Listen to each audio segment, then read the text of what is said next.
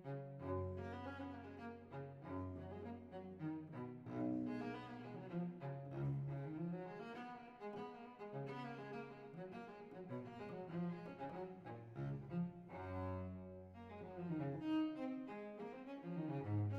hevitra ao am-pon'ny olona dia miafina toy ny rano ao an-kibon'ny tany, ka ny manan-tsaina no afaka hanovo aminy.